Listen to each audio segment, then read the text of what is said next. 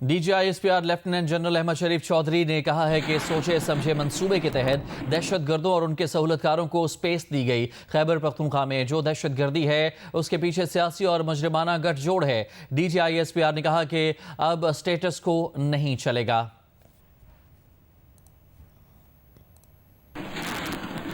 ये जो खैबर पख्तूनख्वा में दहशतगर्दी है उसके पीछे यही सियासी और मुजरमाना गठजोड़ है। हम ये बात वाज़ेह करना चाहते हैं कि पाकिस्तानी अवाम की सिक्योरिटी किसी दूसरे मुल्क बिलखसूस अफगानिस्तान को रहन नहीं की जा सकती। सिर्फ रियासत, अफवाज पाकिस्तान और इसके कानून नाफिज करने वाले इदारे ही पाकिस्तान की अवाम की सिक्योरिटी के जामिन है। Appeasement of terrorist and their facilitators is never and not a policy. Pakistan की रियासत, उसकी अफवाज और उसके इदारे they will not be bothered by any sort of political distortions और सियासी शोबदाबाजी। और रियासत पाकिस्तान और उसके अवाम will not and cannot be left to the whims of any single person who is singularly the most responsible person from bringing terrorism back to Pakistan and especially Khyber Pakhtunkhwa। हम ये बात भी वाज़ेह करना चाहते हैं कि अब स्टेटस को नहीं चलेगा। जो शख्स या गिरोह किसी मजबूरी की वजह से या अपने फायदे की वजह से खारजियों की सहूलतकारी कर रहा है उसको पास 3 वाज़ेह चॉइसेस हैं। अव्वल कि वो खुद इन खारजियों को रियासत के हवाले कर दे, या फिर वो दहशतगर्दी के खिलाफ कार्रवाइयों में रियासत के इदारों के साथ मिलकर इस नासूर को अपने अंजाम तक पहुंचाए ताकि मासूम आवाम को नुकसान ना हो। अगर ये दोनों काम नहीं करने तो फिर खारजियों के सहूलतकार होते हुए रियासत पाकिस्तान की तरफ से भरपूर एक्शन के लिए तैयार हो जाए। अफगानिस्तान में हमला करने और मुफ्ती नूर वली महसूद के मारे जाने के हवाले से जब आज DGISPR से सवाल किया गया तो उनका कहना था कि पाकिस्तान में दहशतगर्दी के लिए अफगानिस्तान को बेस के तौर पर इस्तेमाल किया जाता है। अफगानिस्तान से पाकिस्तान में दहशतगर्दी करने के सबूत और शवाहिद मौजूद हैं। पाकिस्तान के अवाम की जान और माल की हिफाजत करने के लिए जो ज़रूरी इक़दाम किए जाने चाहिए वो किए जाएंगे और किए जाते रहे हैं। मुफ्ती नूर वली महसूद और पाकिस्तान पे इल्ज़ाम आयद किया जा रहा है कि स्ट्राइक उन्होंने की है 4 जगहों पे काबुल में। देखिए, मैं आपको ये क्लियर कर चुका हूँ कि Afghanistan as a base of operation के तौर पे इस्तेमाल किया जा रहा है पाकिस्तान के खिलाफ दहशतगर्दी करने के लिए। उसके सबूत भी मौजूद हैं, शवाहिद भी मौजूद हैं। And I have also said कि पाकिस्तान के अवाम की जानो माल की हिफाजत करने के लिए जो ज़रूरी इक़दाम किए जाने चाहिए वो किए जाएंगे और किए जाते रहेंगे। वज़ीर दिफा ख्वाजा आसिफ ने कहा है कि दहशतगर्द अफगानिस्तान से आए तो उनके पीछे जाएंगे। जियो न्यूज़ के प्रोग्राम आज शाहजेब खानज़ादा के साथ में बात करते हुए उन्होंने कहा कि अफगानिस्तान में दहशतगर्दों की सहूलतकारी की जा रही है कि वो नई पनागाहें बनाएं। अफगान वज़ीर ख़ारजा दिल्ली में बैठकर बयानात दे रहे हैं। क्या वो भारत की इजाज़त से मुज़ाकरात करेंगे? हम आज भी अफगान हुकूमत के साथ मुज़ाकरात के लिए तैयार हैं। मुज़ाकरात में कोई हल निकल भी आया तो इसकी गारंटी कौन देगा? ऐसे बात आगे बढ़ेगी क्योंकि हमारे जवान शहीद हो रहे हैं। इल्जाम अफगानिस्तान पर लग रहा है कि वहां पर पनाहगाहें मौजूद हैं। 3 साल पहले हम वहां पे गए थे।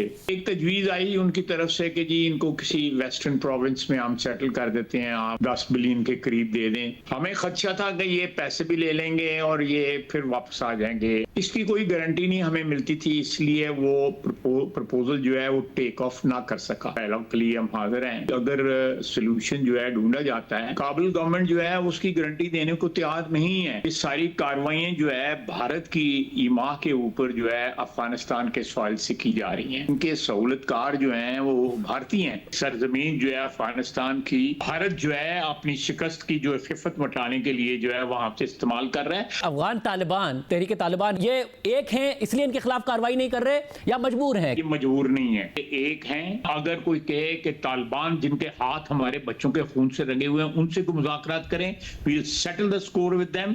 उसके बाद देखी जाएगी कि अफगान हुकूमत जो है हमसे क्या बात करती है. इमरान खान साहब ने इस वक्त अपना खैबर पख्तूनख्वा का चीफ मिनिस्टर हटा दिया इस बात पर, उन्होंने बाकायदा बताया कि ऑपरेशन के हवाले से उनके तहफ्फुज़ात थे. इमरान खान साहब ने ये नॉमिनेशन जो की है, पाकिस्तान की हुकूमत को, रियासत को जो है ब्लैकमेल करने की कोशिश की है उन्होंने, तो फिर उसका जवाब दिया जाएगा. वो अगर किसी किस्म की स्कोर सेटल करने का अटेम्प्ट जो है बरास्ता काबुल करने की कोशिश करेगा तो वहां से भी उसको शिकस्त का सामना करना पड़ेगा भारत को, और उसके साथ जो है फिर अफगानिस्तान को भी अगर उन्होंने भारत का आलाकार बनने की कोशिश की तो अफगानिस्तान भी जो है वो कीमत अदा करेगा. इस वक्त जो मामलात नजर आ रहे हैं उससे तो फिर ऐसा लग रहा है कि जो क्रॉस बॉर्डर कार्रवाइयां हैं पाकिस्तान की तरफ से वो होंगी. यहाँ पे खून बहा के पाकिस्तानियों का वहां पे जाके पनाह लें, हमारा हक बनता है कि फिर हम स्कोर सेटल करें. अली अमीन गंडापुर साहब की क्या पॉलिसी हुआ करती थी? ये पिछले 2-3 साल के अंदर जो है उनकी पनाहगाहों में इजाफा हुआ है, उनके नेटवर्क में इजाफा हुआ है, across the border also and with in Pakistan also. और वो अली अमीन गंडापुर साहब मोहतरम जो हैं वो चीफ मिनिस्टर थे, वो एक तवाज़ुन रखने की कोशिश कर रहे थे अपनी पार्टी की लीडरशिप में, और जो सिचुएशन थी पिछा DGISPR लेफ्टिनेंट जनरल अहमद शरीफ चौधरी से जब आज खैबर पख्तूनख्वा के नए वज़ीर आला से मुतालिक सवाल किया गया तो उन्होंने कहा कि आप क्या कह रहे हैं कि सूबे में ऐसी क़यादत लाई जा रही है जो रियासत के ख़िलाफ़ है, ऐसा नहीं हो सकता. कि आप क्या कहना चाह रहे हैं कि क्या ऐसी क़यादत लाई जा रही है जो कि रियासत के खिलाफ है? ऐसे नहीं हो सकता मेरे भाई. रियासत पाकिस्तान इंतहाई मजबूत है, पहली बात. दूसरी बात यह है कि मैं अपनी बयान में शुरू में कह चुका हूँ कि हमारी जो काउंटर टेररिज्म के ऊपर और दहशतगर्दी के ख़िलाफ़ जो जंग है, it will continue without all these political distractions. ये जो जंग है ना, ये हर लम्हे हर वक्त चल रही है. मैं और आप इससे बात कर रहे हैं, इस वक्त कहीं पे खैबर पख्तूनख्वा में इंटेलिजेंस बेस्ड ऑपरेशन हो रहा है. इस वक्त आपके जवान, आपके बच्चे, आपके अफसर कहीं पे अपनी जान ख़तरे में डाल के निकले हुए हैं, so that you and me और आप लोग, खैबर पख्तूनख्वा के लोग, पेशावर के लोग, शाम को जाके कहीं खाना खाएं, कहीं घूमें फिरें, अपना कारोबार करें, स्कूल चलें, कॉलेज चलें, और यहाँ पे खारजी जोन से आपके सरों पे ना बैठे. कैन वी अफोर्ड कि हम इस सियासी, जो मैंने कहा, सियासी शोबदाबाजी की वजह से डिस्ट्रैक्ट हो जाएं? No, we will not B.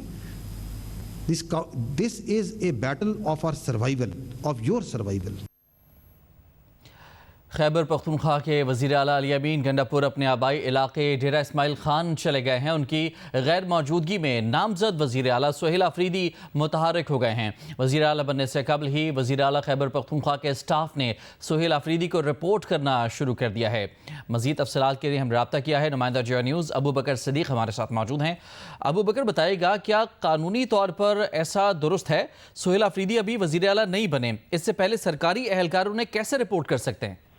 देखिए, कानूनी जो माहिरीन है तो वो इस हवाले से यही कहते हैं कि इस वक्त सुहेल अफरीदी का वज़ीर आला हाउस का कमान संभालना जो है वो इस वक्त गैर कानूनी है.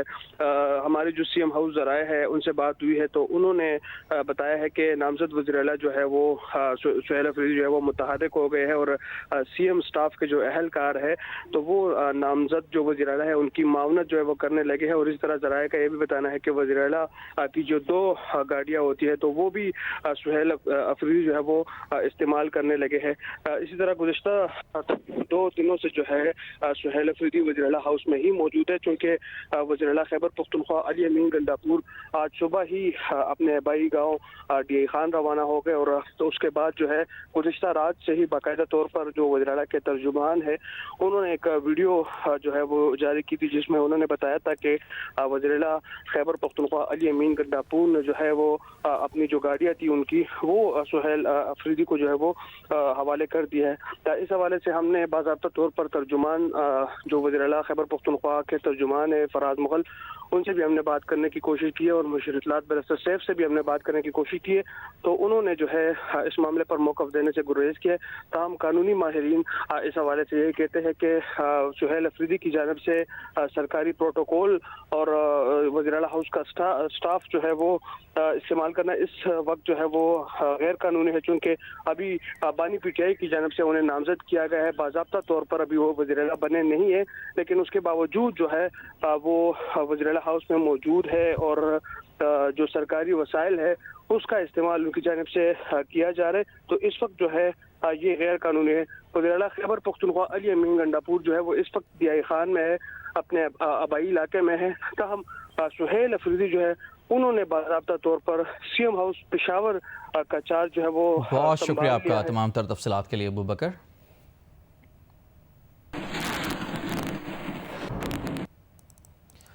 سینیٹر پرویز رشید نے سہیل افریدی کو وزیر اعلیٰ بننے سے روکنے کے لیے سیاسی جماعتوں سے کوشش کرنے کی اپیل کر دی ہے۔ پرویز رشید نے جیو نیوز سے گفتگو میں کہا کہ دہشت گردوں کے خاتمے کی کارروائی کے لیے سیاسی حمایت کی ضرورت ہوتی ہے۔ سیاسی حمایت صوبائی حکومت سے ملتی ہے۔ صوبائی حکومت اگر دہشت گردوں کی سہولت کار ہو تو کارروائی کے مقدس فریضے کو سر انجام نہیں دیا جا سکتا۔ ہم اپنے شہداء کی ماؤں، بیٹوں اور بہنوں کو کیا جواب دیں گے کہ ہم نے دہشت گردی کے سہولت کاروں کو وزارت اعلیٰ کے لیے نامزد کر دیا ہے۔ نامزد وزیر اعلیٰ کا نعرہ تھا، عمران نہیں پاکستان نہیں۔ وہ تو ایسا وزیر اعلیٰ چن کر لائے ہیں جو پاکستان پر حملہ آور ہوتا ہے۔ ایسے شخص کو وزیر اعلیٰ بننے سے روکنا ہمارا فرض ہے۔ نون لیگ اور خیبر پختونخوا کی جمہوری جماعتوں کو اس فتنے کا مقابلہ کرنا چاہیے۔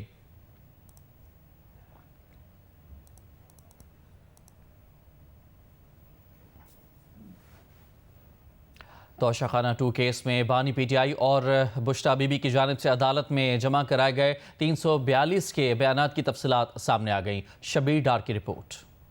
بانی پی ٹی آئی اور بشرا بی بی نے توشہ خانہ 2 کیس میں 342 کے بیانات جمعرات کو اڈیالہ جیل میں سماعت کے دوران عدالت میں جمع کرائے تھے۔ بانی پی ٹی آئی نے تحریری بیان میں کہا ہے توشہ خانہ تحائف 7 سے 10 مئی 2021 کے درمیان وصول کیے۔ اس پر نیب نے کیس بنایا۔ ایف آئی اے کے دائرہ اختیار کے حوالے سے توشہ خانہ رولز مکمل خاموش ہیں۔ چوتھے جعلی توشہ خانہ کیس میں مجھے اور میری بیوی کو بری کرنا بنتا ہے۔ بشرا بی بی نے اپنے بیان میں کہا ہے بلغاری جولری سیٹ رولز کے مطابق ادائیگی کر کے اپنے پاس رکھا۔ انعام اللہ شاہ کو پرائیویٹ اپریزر سہیب عباسی سے کم قیمت لگانے کا کبھی نہیں کہا۔ انعام اللہ شاہ پہلے پی ٹی آئی سیکریٹریٹ پھر وزیر اعظم ہاؤس میں بھی ملازم تھا۔ اسے 2 جگہوں سے تنخواہیں لینے پر برطرف کیا۔ فرض کریں انعام اللہ شاہ نے مجھے قیمت کم لگانے پر 3 ارب 20 کروڑ کا فائدہ پہنچایا، پھر جولائی 2021 میں اسے برطرف کیوں کر دیا جاتا؟ اٹلی سے لگائی گئی قیمت کو بطور شہادت پیش نہیں کیا جا سکتا۔ چیئرمین نیب نے بغیر اختیار 23 مئی 2024 کو وعدہ ماف گواہ سہیب عباسی کو معافی دی۔ ایف آئی اے نے کبھی تحقیقات نہیں کی اور اپنے ہی رولز کی خلاف ورزی کر کے من گھڑت رپورٹ جمع کرائی۔ ایک ہی جرم میں بار بار سزا بھی نہیں دی جا سکتی، جس طرح توشہ خانہ میں کہا جا رہا ہے۔ ایف آئی اے کو ممنوعہ فنڈنگ کیس اور سائفر سے کچھ نہیں ملا تو اب یہ کیس بنا دیا گیا ہے۔ شبیر ڈار، جیو نیوز، راولپنڈی۔ سال 2025 میں world freedom press heroes award کے لیے دنیا بھر سے 7 صحافیوں کو منتخب کیا گیا ہے، جن میں فلسطین کی شہید صحافی مریم ابو دقا بھی شامل ہیں۔ انٹرنیشنل پریس انسٹیٹیوٹ کے مطابق ایوارڈ نامزد صحافیوں کو 24 اکتوبر کو ویانا میں ادارے کی 75ویں سالگرہ کے موقع پر پیش کیا جائے گا۔ غیر معمولی کارکردگی اور آزادی صحافت میں کردار ادا کرنے پر ان صحافیوں کو world press freedom heroes award کے لیے نامزد کیا گیا ہے۔ ایوارڈ کے لیے نامزد فلسطین کی نامزد صحافی مریم ابو دقا اور یوکرین سے تعلق رکھنے والی وکٹوریا روشچینا بھی شامل ہیں، جو دوران جنگ فرائض کی سر انجامی کے دوران جان سے چلی گئیں۔ مریم ابو دقا کو صہیونی فوج نے اس سال 25 اگست کو شہید کیا تھا۔ ایوارڈ کے لیے نامزد دیگر صحافیوں میں امریکہ سے تعلق رکھنے والے مارٹن بیرن، پیرو سے تعلق رکھنے والے گوساوو گوریٹی، ہانگ کانگ سے تعلق رکھنے والے جیمی لائی، ایتھوپیا سے تعلق رکھنے والے تسفالم ولدیس شامل ہیں۔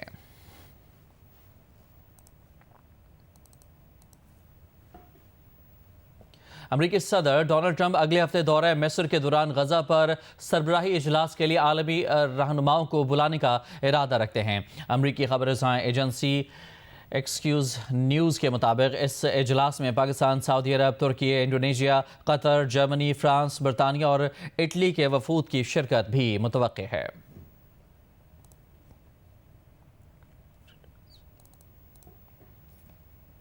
اور غزہ میں بالآخر 2 سال بعد جنگ بندی نافذ ہو گئی۔ جنگ بندی کا اعلان ہوتے ہی فلسطینیوں نے بچا کچا سامان اٹھا کر اپنے تباہ حال گھروں کا رخ کر لیا ہے۔ ہزاروں کی تعداد میں فلسطینی شہری اپنے گھروں کو لوٹنے لگے ہیں۔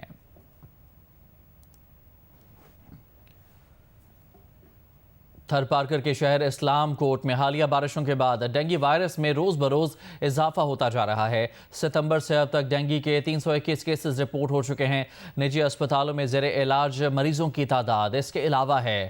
رورل ہیلتھ سینٹر میں سہولیات کے فقدان کے باعث بیشتر مریض گھروں میں ہی آئسولیٹ ہونے پر مجبور ہیں۔ عبدالغنی بجیر کی رپورٹ۔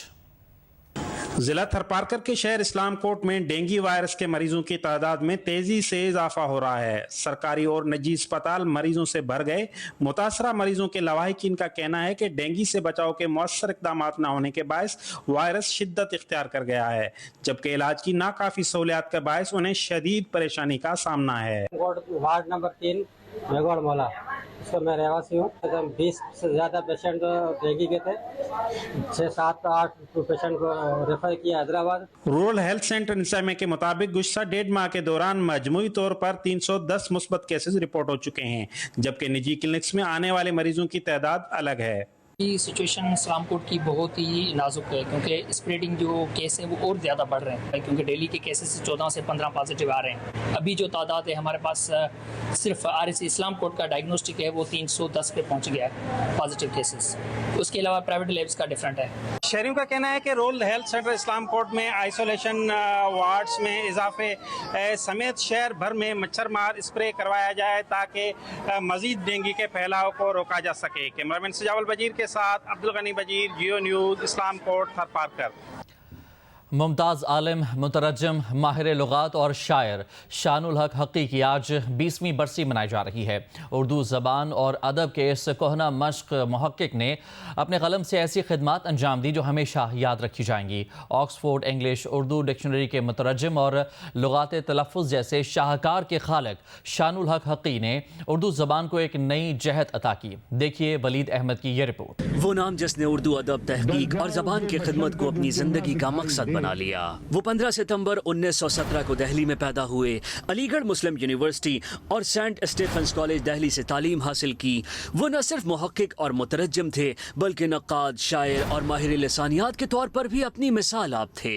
اردو لغت بورڈ سے ان کا تعلق 1958 سے 1975 تک رہا، جہاں انہوں نے 22 جلدوں پر مشتمل اردو لغات کی تدوین میں کلیدی کردار ادا کیا۔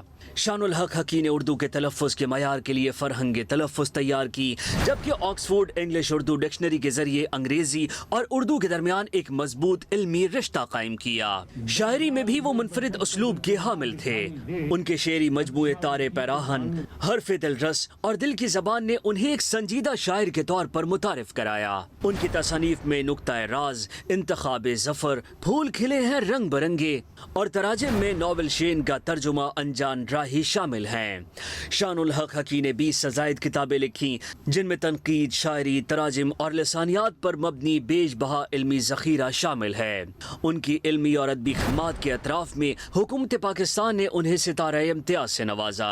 وہ پھیپھڑوں کے سرطان کے باعث 11 اکتوبر 2005 کو کینیڈا میں 87 برس کی عمر میں انتقال کر گئے۔ اردو ادب کی تاریخ میں ان کا نام ایک ایسے عالم کے طور پر یاد رکھا جائے گا جس نے زبان کو سلیقہ، تحقیق کو منزل اور ادب کو وقار عطا کیا۔